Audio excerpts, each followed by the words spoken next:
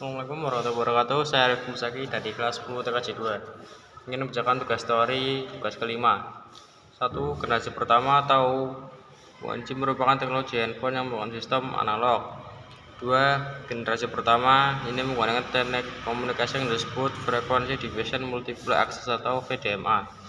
Teknik VDMA memungkinkan untuk membagi alokasi frekuensi pada suatu sel untuk digunakan masing-masing pelanggan di sel tersebut, sehingga setiap pelanggan saat melakukan pembicaraan memiliki frekuensi tersendiri.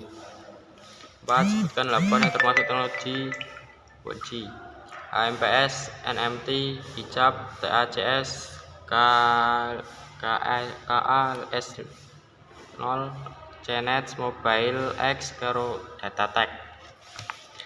5. Kepanjangan dari NMT yaitu Nordic Mobile. 6. Kepanjangan dari AMPS yaitu Advanced Mobile Phone Service. 7. Kemampuan teknologi yaitu ini dapat bisa melayani komunikasi suara saja, tidak dapat melayani komunikasi data dalam kecepatan tinggi dan besar. 8. Sebutkan 4 kelemahan dari teknologi 1G. Kapasitas trafik yang kecil, jumlah pelanggan yang didapat ditampung dalam satu sel sedikit, penggunaan spektrum frekuensi yang boros, suara tidak jernih. Pada awal tahun 90-an untuk pertama kalinya teknologi jaringan seluler digital yang hampir bisa dipastikan memiliki banyak kelebihan dibandingkan dengan teknologi jaringan analog, seperti suara lebih jernih, keamanan lebih terjaga, dan kapasitas lebih besar. Kalimat tersebut merupakan keterangan dari dua generasi. 10. GSM muncul terlebih dahulu di Eropa, sementara Amerika mengenalkan DAMPS dan Qualcomm CDMA. 11. Sebutkan 2 contoh dari 2G. Time Division Multi Access atau DMA, Personal Digital Cellular. Kepanjangan dari GSM yaitu Global System for Mobile. Kepanjangan dari 12. Kepanjangan dari CDMA yaitu Code Division Multiple Access. 14. Generasi kedua memiliki fitur CSD sehingga transfer lebih cepat, yaitu sekitar 14,4 Kbps. 15. Sebutkan yang termasuk teknologi 7G. Sebutkan 7. TOMA, PDC, IDN, OICT, PHPS, CDMA1, GSM. 16. TDMA kepanjangannya adalah Time Division Mobile Access. 17. PDC kepanjangannya adalah Personal Digital Cellular. 18. Cara kerja teknologi ini adalah dengan membagi alokasi frekuensi radio berdasarkan satuan waktu. Teknologi ini dapat melayani 3 sesi penelponan sekaligus dengan melakukan pengulangan dan pada iris-irisan satuan waktu dalam waktu channel radio. Jadi sebuah channel frekuensi dapat melayani 3 sesi penelponan pada waktu yang berbeda, tetapi tetap berpola dan berkesinambungan. Dengan merangkaikan seluruh bagian waktu tersebut, maka akan terbentuk sebuah sesi komunikasi. Kalimat tersebut merupakan penjelasan dari TDMA. Teknologi ini memiliki cara kerja yang relatif sama dengan TDMA. Perbedaannya adalah area implementasinya. TDMA lebih banyak digunakan di Amerika Serikat, sedangkan teknologi ini banyak diimplementasikan di Jepang. Kalimat tersebut merupakan keterangan dari PCD, merupakan teknologi yang hanya digunakan di perangkat dengan merek tertentu. Teknologi ini merupakan milik perusahaan teknologi komunikasi terbesar di Amerika, Motorola, yang kemudian diperbolehkan oleh perusahaan Nextel. Kalimat tersebut merupakan keterangan dari IDEN. 21.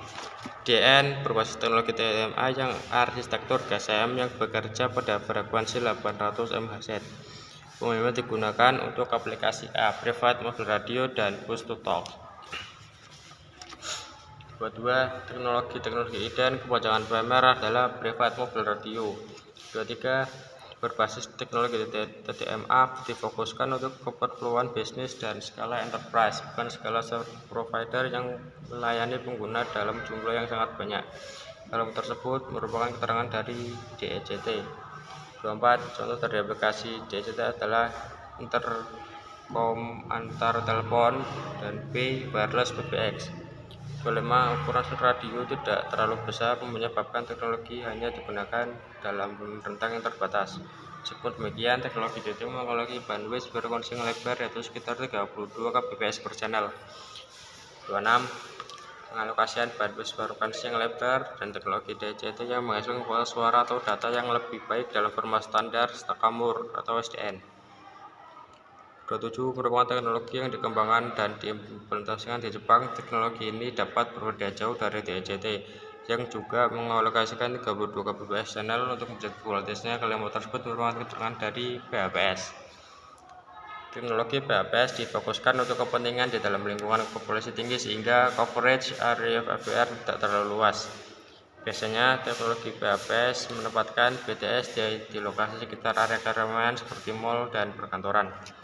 Berbeda dengan teknologi 2G lainnya, karena teknologi ini berbasis Quad Division Multiplex. Teknologi ini meningkatkan kapasitas stasiun penelponan dengan menggunakan sebuah metode pengodean yang unik untuk setiap kanal frekuensi yang digunakan. Kalimat tersebut merupakan dari 15 sampai dengan 95 CDM. 31 frekuensi yang digunakan untuk teknologi S19 CDMA atau CDMA1 adalah 800 MHz. Namun terdapat varian lain yang berbeda yang berada di frekuensi 1900 MHz. 32 teknologi SM menggunakan sistem CDMA dengan alokasi kurang lebih sekitar 8 pengguna di dalam satu channel frekuensi sebesar 200 kHz per satuan waktu. Awalnya frekuensi yang digunakan adalah 100 MHz. Pada perkembangannya frekuensi yang digunakan adalah A 1800 MHz dan B 1900 MHz. Ketiga, kelebihan dari GSM adalah interface yang lebih bagi para provider maupun para penggunanya.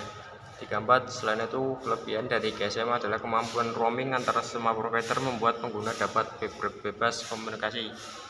Pada generasi kedua, selain digunakan untuk komunikasi suara, juga bisa digunakan untuk 4 SMS, call waiting, voicemail, transfer data.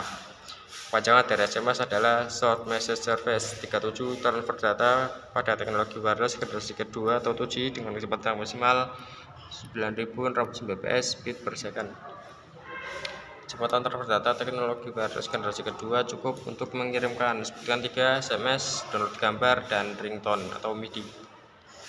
39 SMS adalah dua arah untuk mengirim pesan pendek sebanyak 160 karakter. 40 kelebihan 2G dibandingkan 1G. Selain layanan yang lebih baik, dari segi kapasitas juga lebih besar. Suara yang dihasilkan menjadi lebih jernih karena berbasis digital. Maka sebelum sinyal dikirim, sinyal suara analog diubah menjadi sinyal digital.